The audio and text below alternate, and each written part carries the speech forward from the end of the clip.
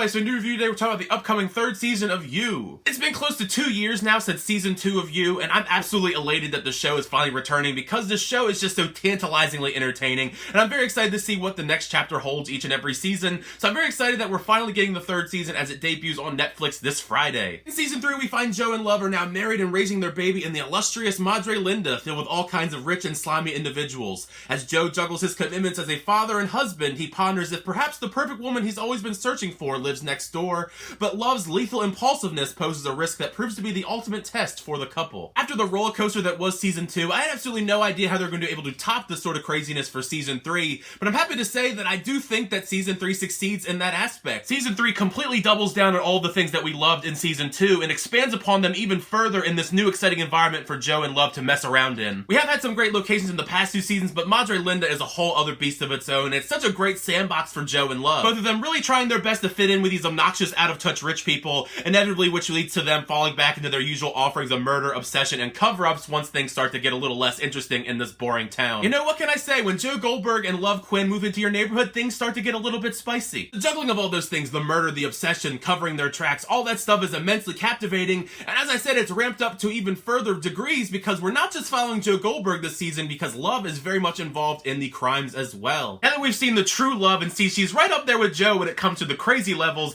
I think that is what makes this season so much more juicy and entertaining, expanding upon Love a whole lot more as a character and giving her her own intriguing storylines along with her plot threads that involve Joe. It's a bold risk all on its own to give Love so much more screen time because I feel like a lot of people watch this show just to see Joe and what crazy stuff he's going to get himself in and out of. Love is a pretty interesting character as well. A large part of that does have to do with the fact that Victoria Pedretti is such a fantastic actress, so underrated between Hill House, Bly Manor, and now this. No matter what the scene calls for, her and Penn Badgley just have such great chemistry. She's so dynamic. She comes across so nice, sweet, and friendly and lovable, and then in an instant can be this horrifying, scary, worst nightmare you could ever imagine, and that's one of the big problems for a lot of the stuff in the season as far as Joe Goldberg's concerned. Joe and Love's unpredictability is one of the biggest strengths of the storylines for this season because, as we know, their relationship really kind of started off on rocky foundation as it is, and the sheer unpredictability of Joe and Love as characters adds so many compelling layers to the storylines that you never truly know what's going to come next in the story because there's so many wrenches thrown in, whether it be Joe's fault or Love's fault. There's always some kind of unexpected wrench thrown into their plans, and they do make such a great team. And it's one of those tough decisions you have to make as an audience member because you know they're doing bad things,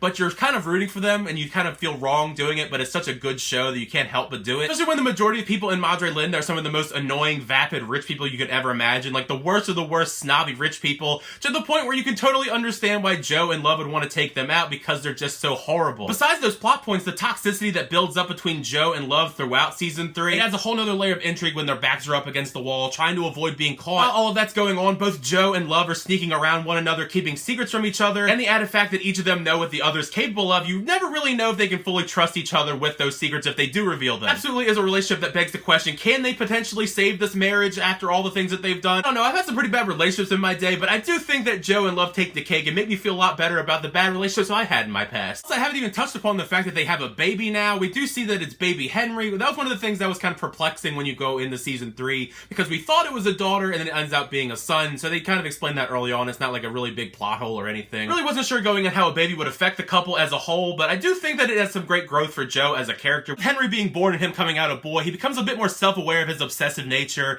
and thinking things through a little bit more before doing them since he doesn't want Henry to end up just like he did. I mean, sure, it doesn't stop him from doing bad things all throughout season 3, but at least he's a little bit more aware of the bad things he's doing and making sure he really doesn't get caught and covers his tracks, whether it be him doing something or Love. While Joe and Love are the main characters we come to see in the show, I do think that some of the supporting cast aren't half bad. I think my personal favorite, though, is Tati Gabrielle, who plays Joe's boss, Marianne. I may be a little bit biased because I do love Chilling Adventures of Sabrina, and Tati Gabrielle was Prudence in that, but there's actually a lot of Netflix alum in this. If you've seen a lot of Netflix shows over the last few years, there's a lot of different people in this cast that's from other Netflix shows. The therapist that Joe and Love go to is played by Vanessa from Daredevil. But Marianne is such a great and interesting character. As we learn a bit more about her character every episode, as Joe does, she becomes a very compelling character and easily is my favorite among all the supporting cast. A lot of the supporting cast in Madre Linda are supposed to be annoying, especially Sherry and Carrie, these two friends that Love and Joe make in Madre Linda. So I do have to give them kudos for at least doing a great job giving these odd portrayals of these weird influencer rich type folks. The only one I'm kind of mixed about is this character named Thea, who I can't really delve into too much because a lot of their storylines is very spoiler heavy, but I will just say that Love kind of takes him under her wing, and it's not really a storyline that's one of my favorites in the episodes. Just a very strange character all around, and there's not really a satisfying payoff to the stuff with his character. With the big increase in story storylines between Joe and Love. I do think that the show has a great structure to it. It is very similar in the sense as the first 2 seasons. It can feel a little bit daunting, I can admit. There are a lot of moving parts in every episode, but each twist and turn in every episode is just so captivating and just such an unpredictable show. The last few episodes in particular, the way we leave off in season 3,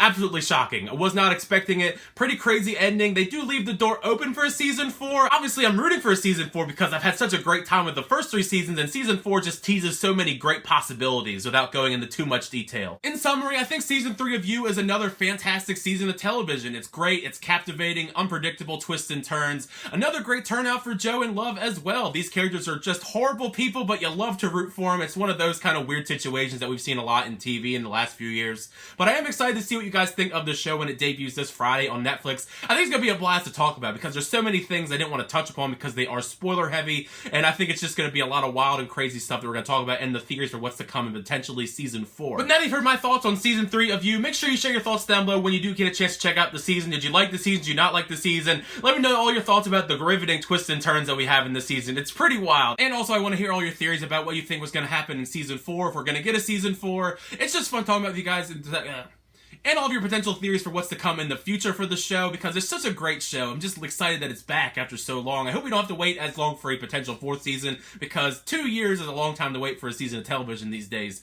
Thank you guys so much for checking out my reviews, though. I really appreciate it. Make sure you like it, subscribe button, get reviews, tracks, and boxes, and more on the channel. But next time, I'll see you guys later.